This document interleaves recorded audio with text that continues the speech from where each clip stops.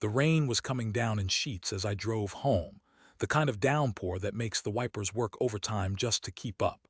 I was late, as usual. Work had been brutal, a never-ending stream of deadlines and demanding clients. All I wanted was to get home to Emily and maybe watch a movie, just relax. We hadn't had a proper night together in what felt like ages. Emily, my wife of 7 years. We met in college, two bright-eyed kids with dreams as big as the sky. I was drawn to her infectious laugh and her unwavering spirit. She was studying art history and I was knee-deep in engineering. Opposites maybe, but we just clicked. The first few years were a whirlwind of love, laughter, and building a life together. We bought a small house in the suburbs of Chicago, a fixer-upper that we slowly transformed into our cozy haven. I loved her more than words could express, but lately something had been off. Emily had become distant, almost like a ghost in our own home. She'd started working late more often at the art gallery where she was a curator. Her phone was always glued to her hand, and she'd quickly turn away if I walked into the room. I tried to talk to her, but she'd brush it off, saying she was stressed about work. I wanted to believe her, but a knot of unease had taken root in my stomach. As I pulled into our driveway, I noticed a car I didn't recognize parked a few houses down. It was a sleek black sedan with tinted windows. I didn't think much of it at the time, figuring it belonged to a neighbor's guest. I hurried inside, eager to see Emily. "Honey, I am home," I called out, dropping my briefcase by the door. No response. Emily, the house was eerily silent. I walked into the living room, but it was empty. The TV was off and the curtains were drawn. A sense of foreboding washed over me. I went upstairs, my heart pounding in my chest. I checked the spare bedroom, the office, but she wasn't there. Finally, I reached our bedroom. The door was slightly ajar. I pushed it open, and the scene that greeted me shattered my world into a million pieces. Emily was in our bed, tangled in the sheets with another man. It wasn't just any man, it was David, one of her colleagues from the gallery. His eyes widened in shock as he saw me, and Emily gasped, pulling the covers up to her chin. The air was thick with the scent of perfume and betrayal. I stood there frozen, unable to process what I was seeing. It was like a nightmare, a cruel joke that I couldn't wake up from. My mind raced, trying to make sense of the impossible. Emily, with David, it couldn't be real. "John, it's not what you think," Emily stammered, her voice trembling. "What I think," I repeated, my voice barely a whisper. "I'm standing here looking at you in our bed with another man." What else could it possibly be? David, looking like a deer caught in headlights, scrambled out of bed, grabbing his clothes. He didn't say a word, just darted past me and out the door, disappearing into the stormy night. I turned back to Emily, my eyes burning with a mixture of rage and heartbreak. "How could you do this to me?" She started to cry, tears streaming down her face. "I don't know, John, it just happened. I didn't mean for it to go this far." "Mean for it to go this far?" I exploded. "You were sleeping with him in our bed. How much further did you plan on taking it?" She sobbed, burying her face in her hands. "I'm so sorry, John. I've been so unhappy lately. I felt like we were drifting apart, I scoffed. "So your solution was to cheat on me, to betray our vows, our life together." I felt like I was going to be sick. The woman I loved, the woman I had built my life with, had just ripped my heart out and stomped on it. All those late nights, the secretive phone calls, the distance, it all made sense now, but the realization brought no comfort, only searing pain. I couldn't stay there in that room with her. I turned and walked out, slamming the door behind me. I went downstairs and grabbed my keys and wallet. I needed to get out, to breathe, to escape the suffocating weight of her betrayal. I drove aimlessly for hours, the rain mirroring the storm raging inside me. I thought about our life together, the good times, the memories we had made. How could she throw it all away for a fleeting moment of passion, for a cheap thrill? The anger started to subside, replaced by a deep, aching sadness. I felt like I had lost everything. My wife, my best friend, my future, all gone, shattered by her infidelity. I eventually drove back home, not knowing what to expect. Emily was still in our bedroom, curled up in bed, crying. I stood in the doorway, watching her, my heart heavy with disappointment. "I'm leaving," I said, my voice flat.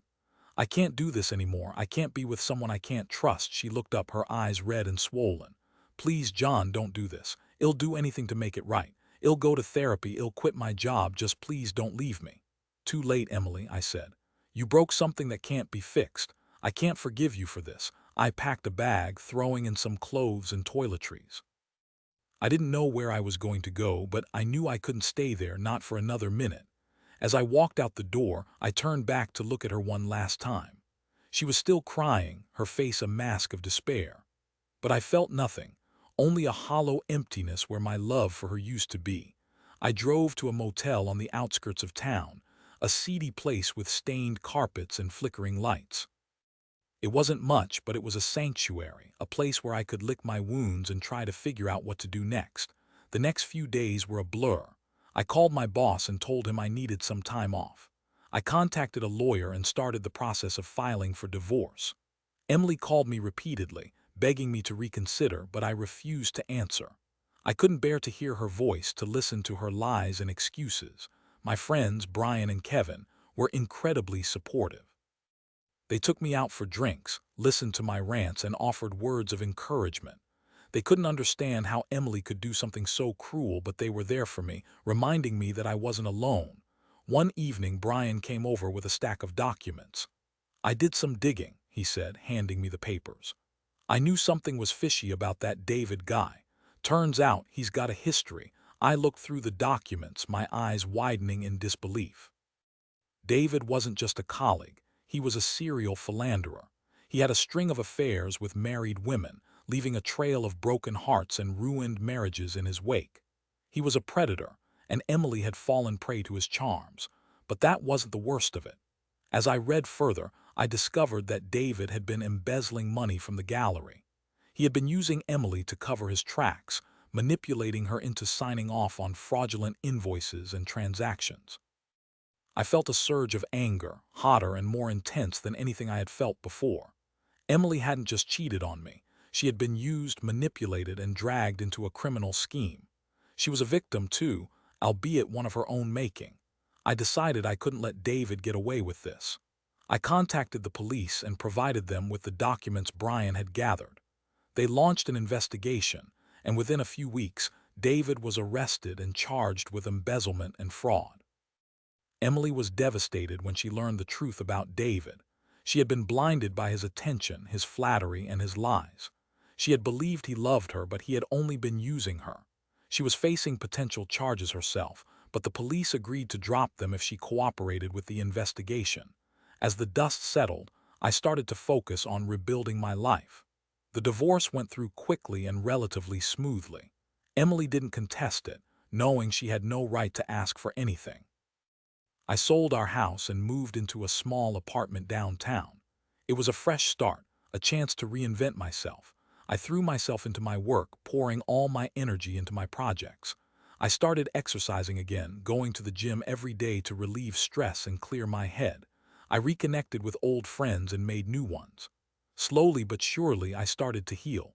One day, I received a letter from Emily. She was living in another state, working as a waitress. She had cut off all contact with David and was trying to rebuild her life, one day at a time. She apologized for the pain she had caused me and wished me well. I didn't respond to her letter. I had forgiven her, but I couldn't forget.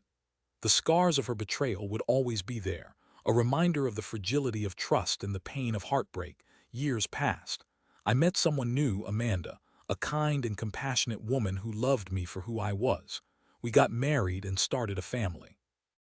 I was happy, truly happy, but a part of me would always remember Emily, the woman who had once been the center of my world.